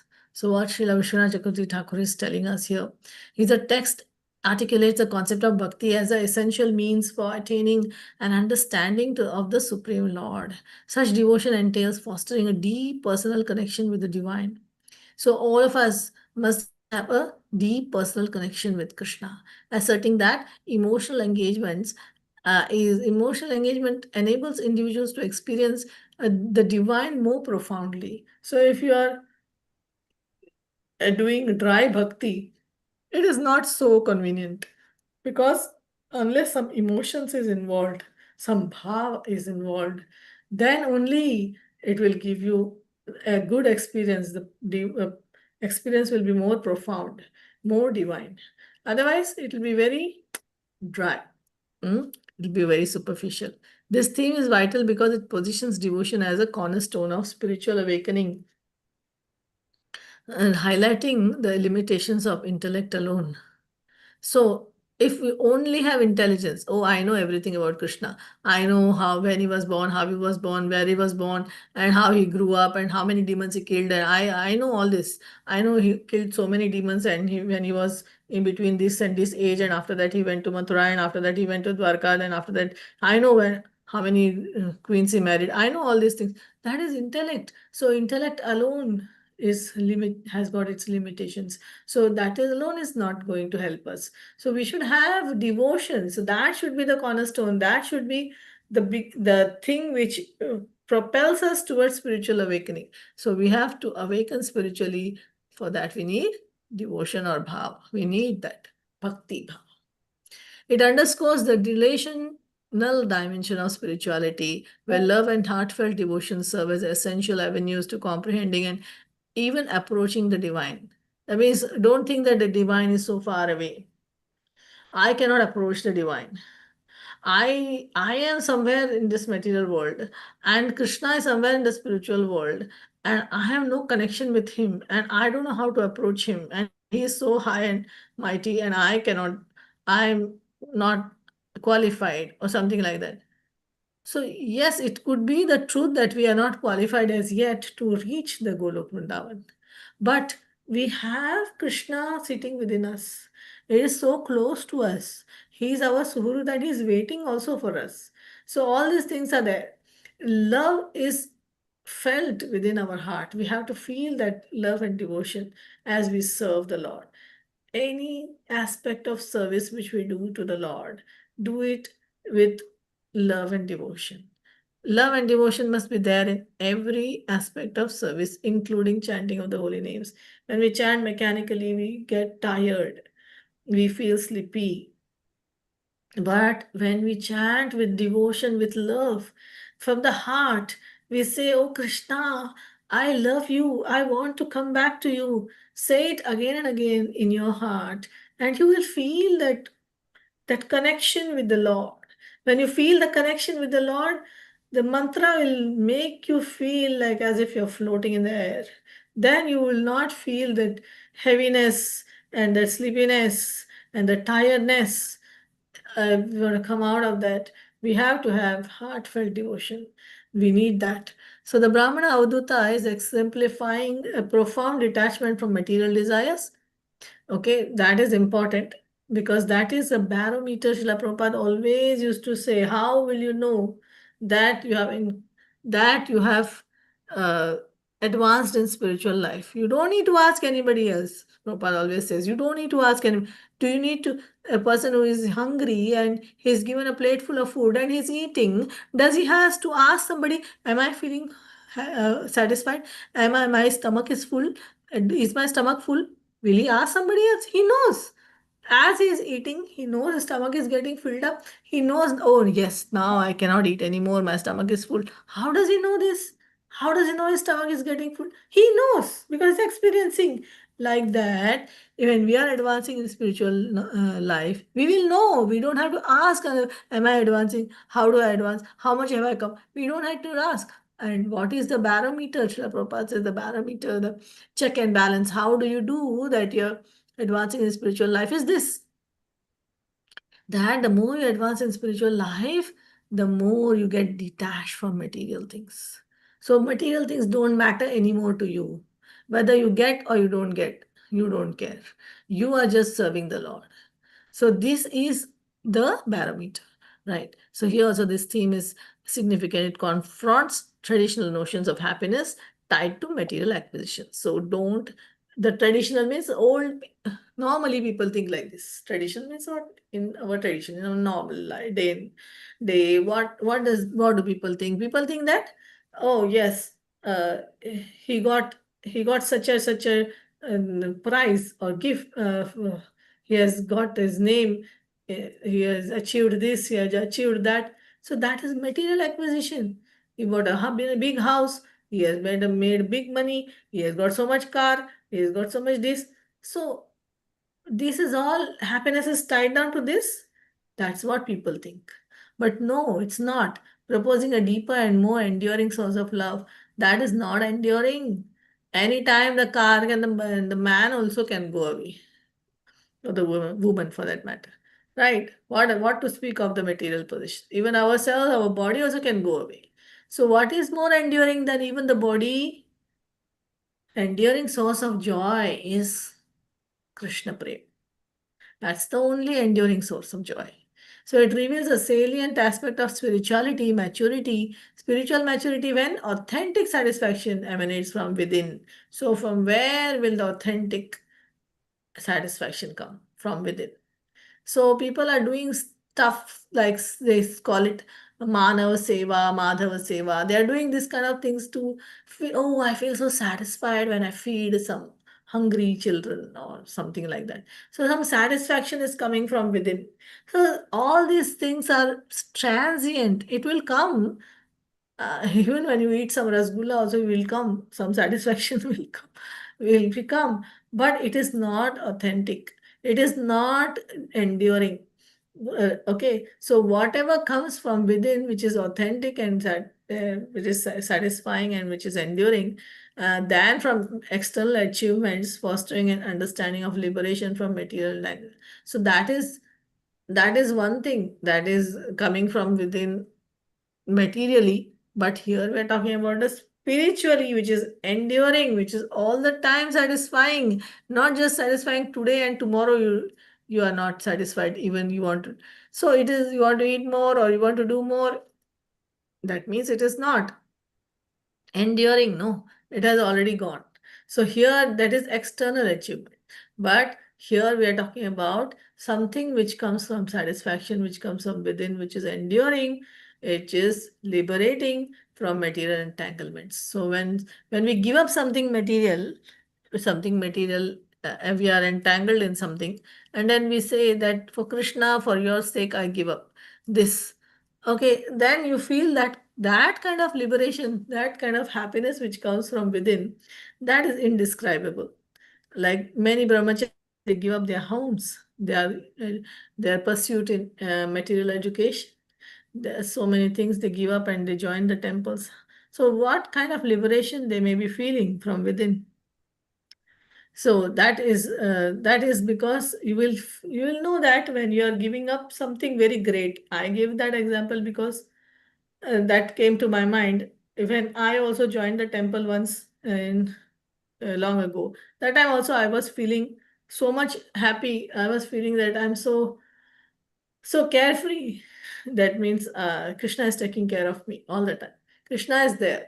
I'm just serving him. Whatever they tell me to do, I do. And everything is taken care of. That was the feeling we get when we uh, disengage ourselves from material entanglement. So now the power of inquiry and dialogue. The dialogue between King Yadu and the wise ruler and the Brahmana Avadhuta, a learned sage, underscores the critical role of inquiry and conversation in the quest for knowledge and enlightenment. So that's a dialogue. The King Yadu is asking. He's a wise ruler, but very humble.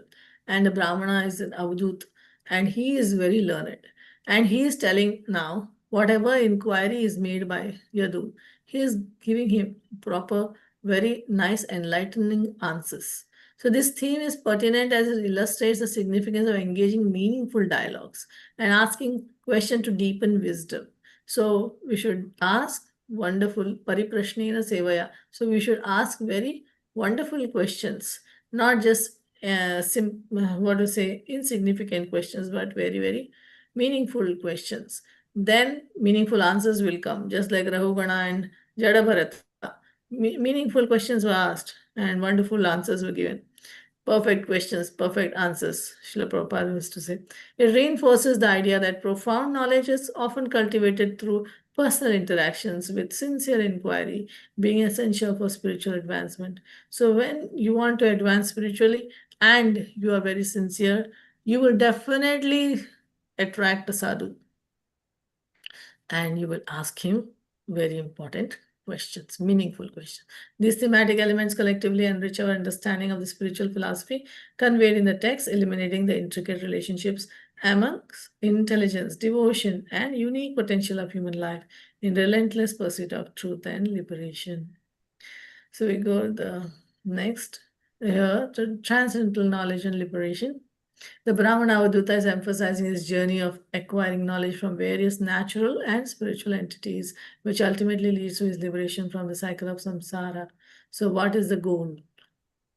Getting liberated from cycle of birth and death. That is the goal. So, Avadhut Brahmana, he is looking at the nature and taking various. We saw how he's taking various lessons. This theme highlights the importance of direct experience and personal understanding in spiritual growth, contrasting with mere reliance on external teachings. So he's not merely relying on external teachings, also he is experiencing and understanding all how he can grow spiritually by comparing and contrasting whatever he's seeing in the material nature. So true liberation comes from recognizing the self and its relationship to the divine. So what is the thing we have to do? Recognize divine, recognize self, then recognize relationship. So always the three things which you always remember. Recognize ourselves, recognize the Lord and his relationship to us. Three things. Very simple. Rather than through dogma and prescribed rituals. So what is the rituals? Without spirit, it only is ritual. If its spirit is there, it becomes spiritual. So don't bother about rituals so much. Always focus on these three things. The Brahmana Uduta identifies 24 gurus from nature, including elements, animals, people, and imparting valuable lessons on self-realization and virtues. This underscores the interconnectedness of all life and the wisdom inherent in natural world, suggesting that spiritual lessons can be learned by observing the behavior and qualities of various beings. Spiritual wisdom is not confined to human teachings, but is accessible through deep appreciation of the world around us. So just human teachings are also there, but it's not confined to that.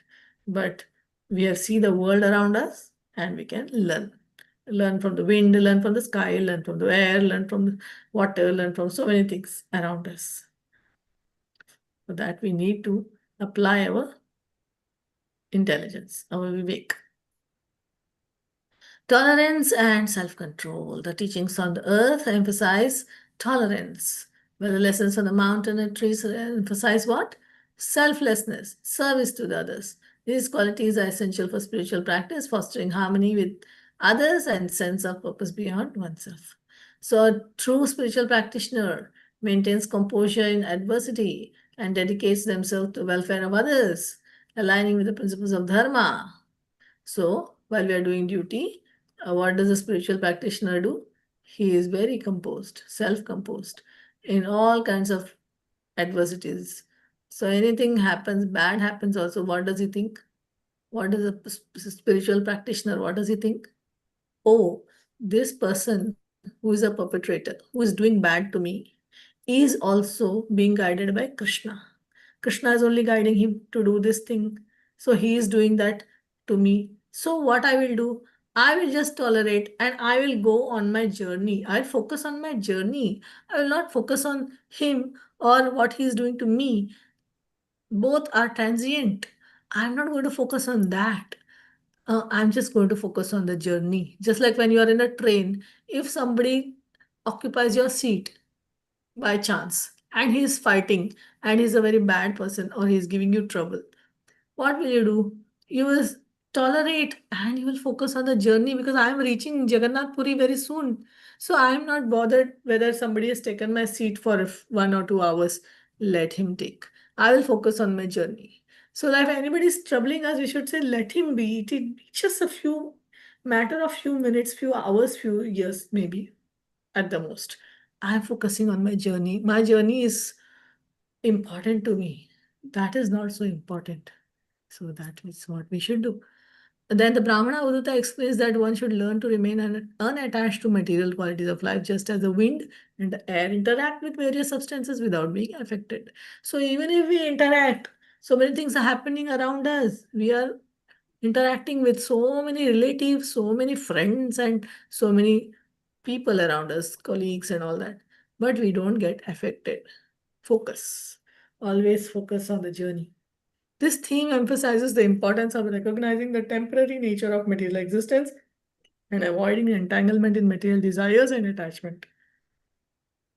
So, material desires and attachments are the perils actually. They're so always troublesome. The desires are so troublesome, always coming like waves. Srila Prabhupada used to say, they come like waves. The material desires cannot be stopped. You cannot stop material desires. They cannot be stopped, but they can be dovetailed. Dovetail the desire towards Krishna consciousness. Attachment, dovetail. Get more and more attached to Krishna service, to something which is related to Krishna. Anything which is related to Krishna, get attached to it. So dovetail it and don't keep no space for material desire and material attachments.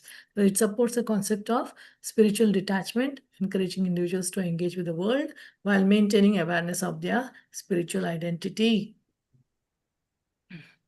So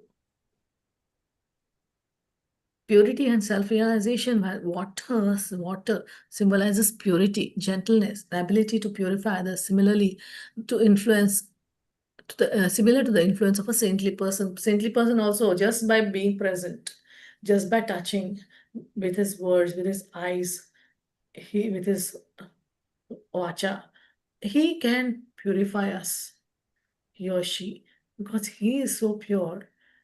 Just like the water is pure of the river water is always flowing, always pure. Okay, so that's such a saintly person. He's like that. Just by his touch, just by his touch with his eyes, with his words, he will purify. This highlights the transformative power of purity in character and intention, suggesting that a spiritually evolved person naturally inspires purity in others.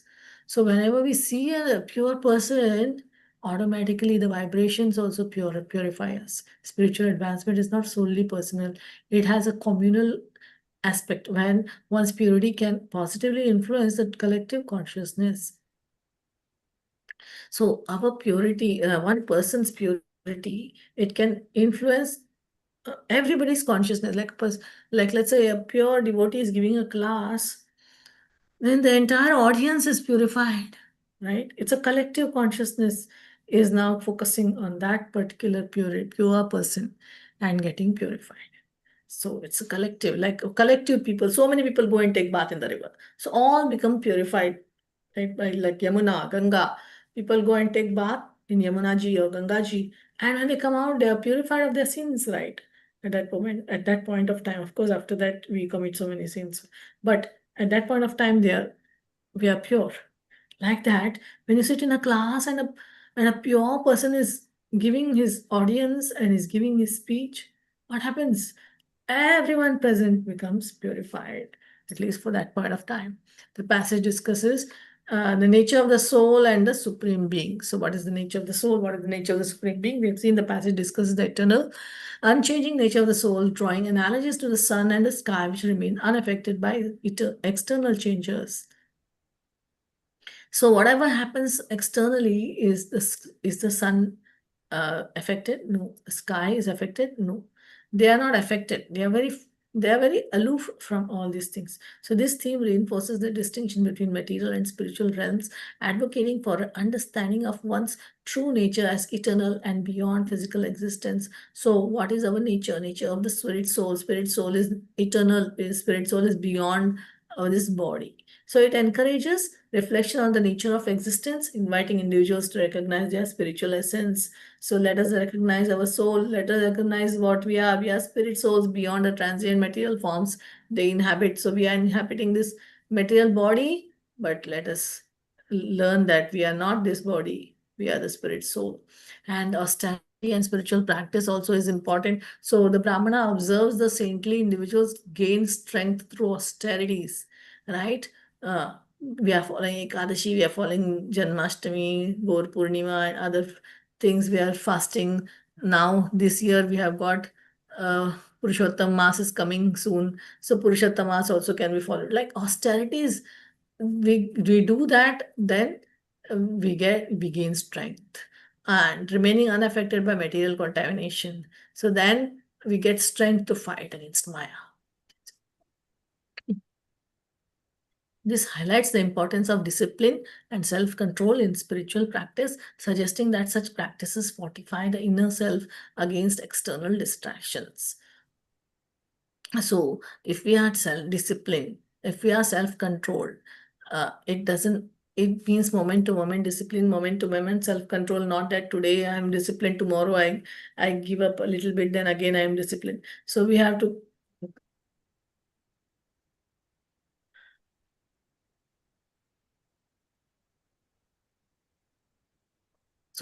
be disciplined all the time, suggesting that such practices fortify, that means they strengthen the inner self against the external distractions.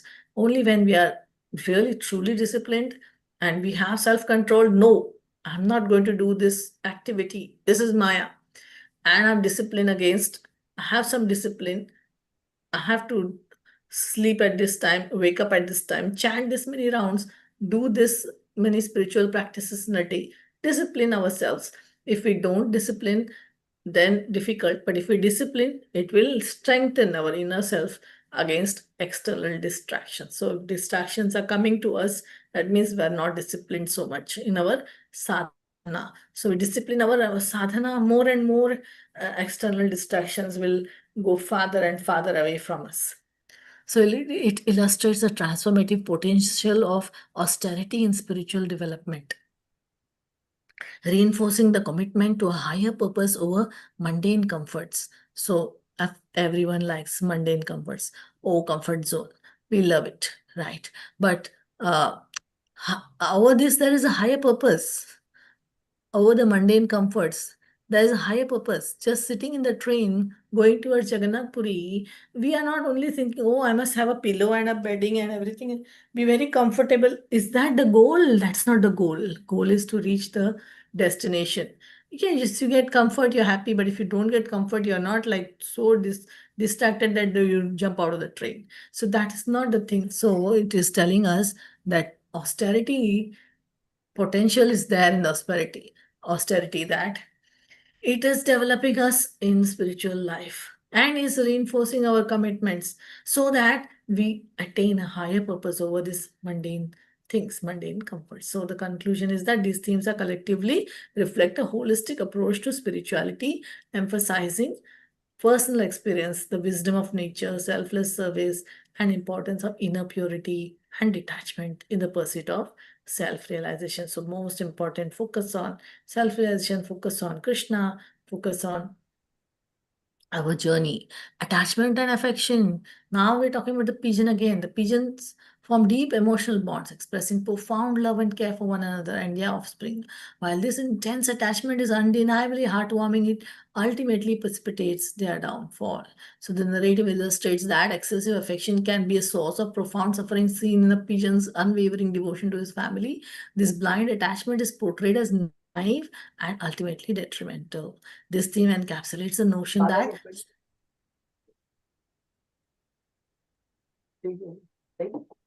Thank you. કેટલા 12 વાગે છે પણ કે 12:30 પૂછ્યું 12 વાગે મેં પૂછ્યું phone કરીને.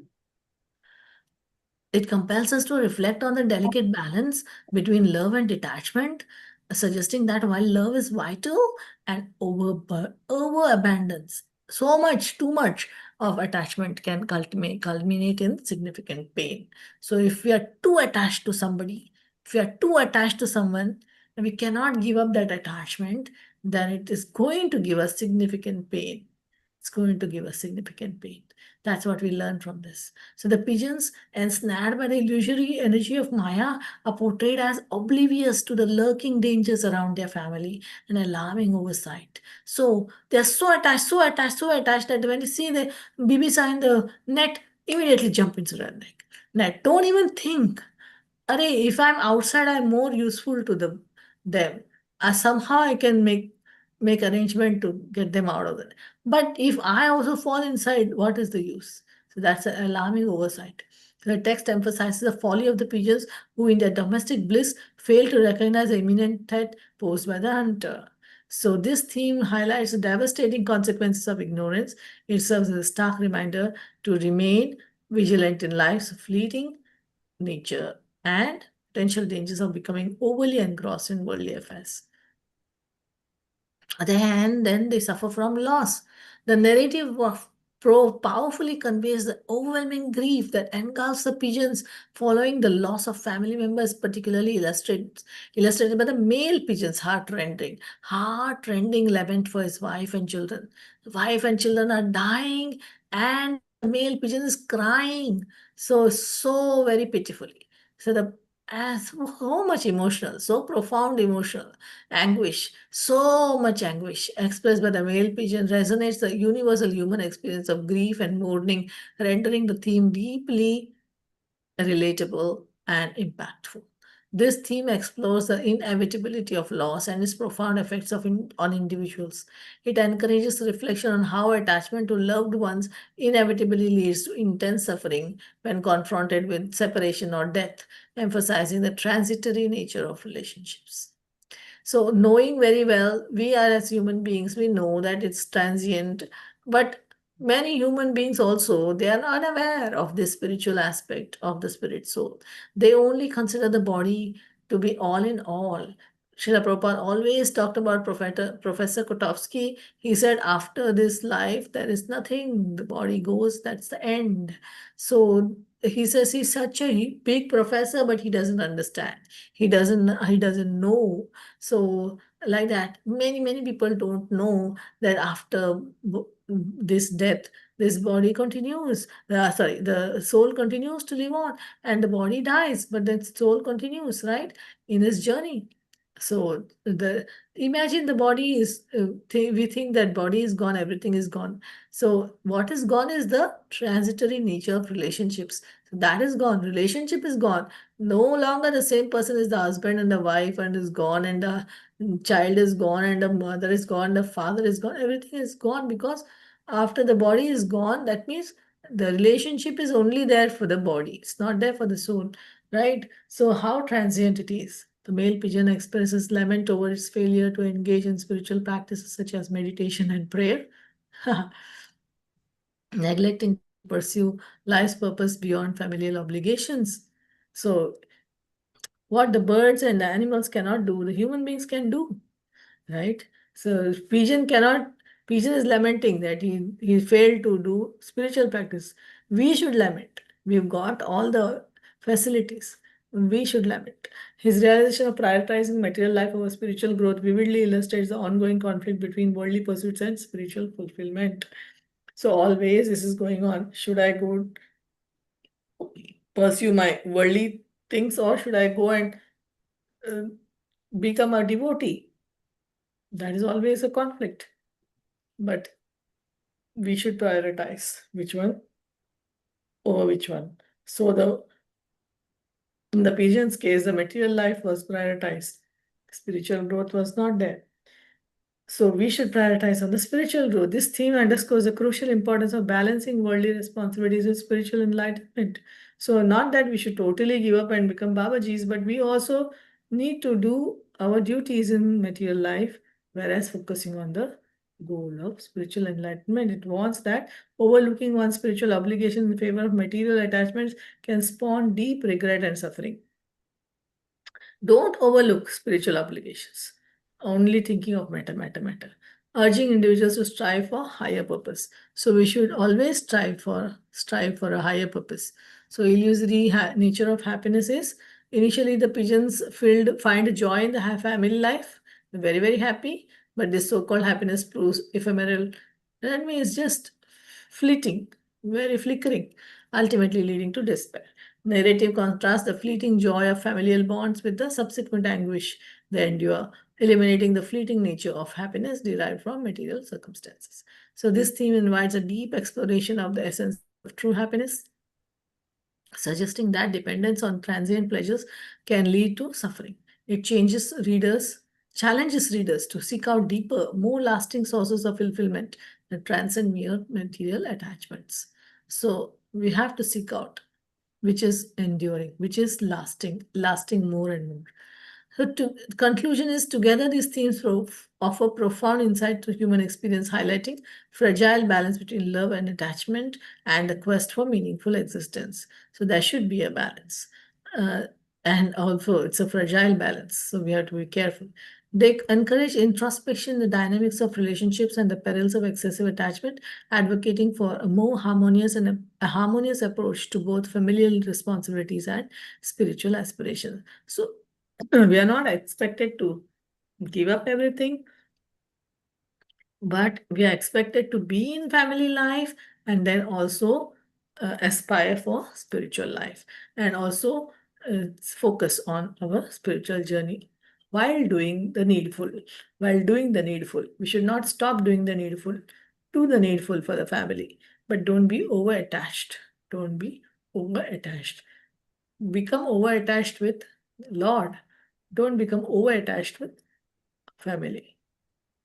So here we end the presentation. Thank you very much.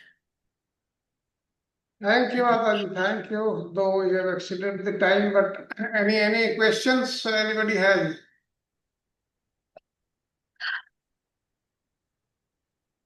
For you, it is past midnight. Yeah, Prabhu. So 12:40, wonderful Prabhu. class, Mataji. Thank you so much. So Thank the journey, focus on your journey. So एकदम बैठ गया mind में माताजी. That particular हाँ, line. So nice. Thank you, Mataji. Thank you so much. Okay, I'll just add one thing. Like in the 52nd verse, what is given, one should never indulge in excessive affection or concern for anyone or anything. Now, this excessive means what? Excessive means the thing which has no connection to the Supreme Lord.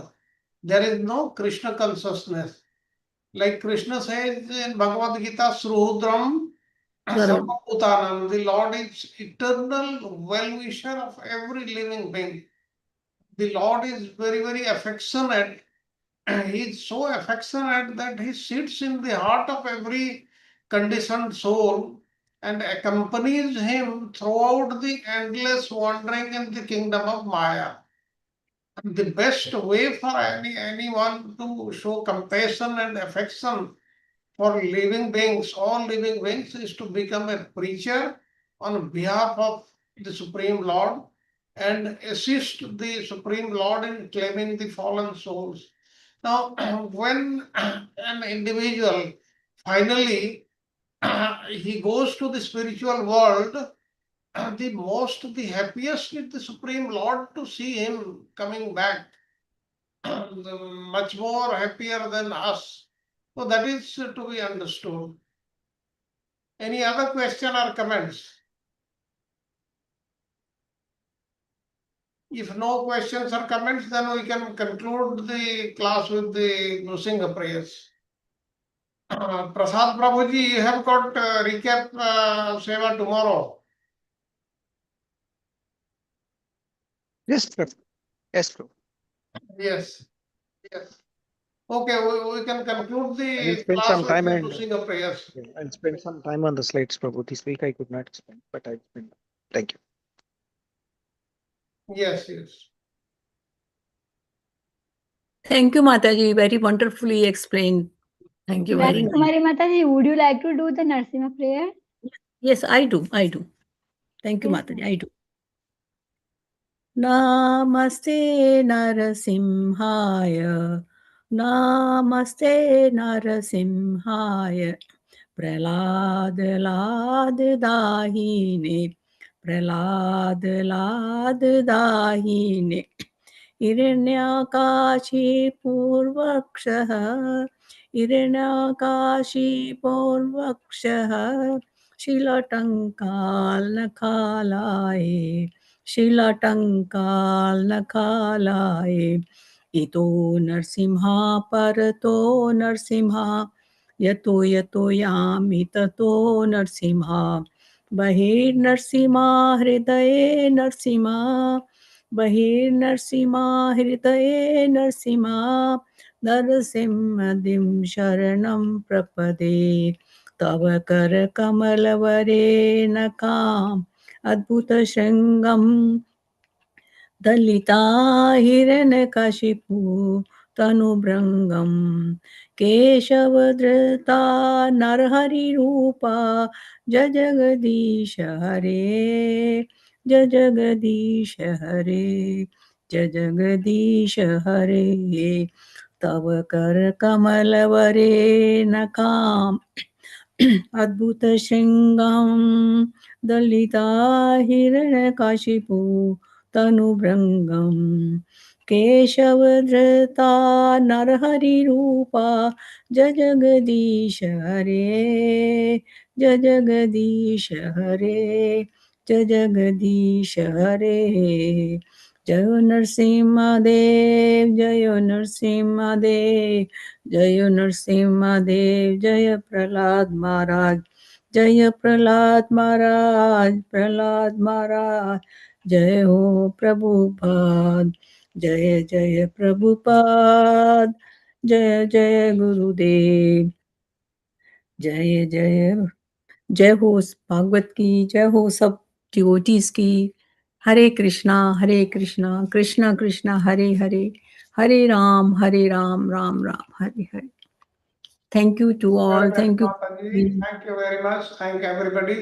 Then we Thank you, tomorrow Mataji, for the morning. wonderful class. Thank you, Sarad Thank Prabhu. you all Thank you, Chandraguru. devotees. Thank you, all Hare devotees. Krishna.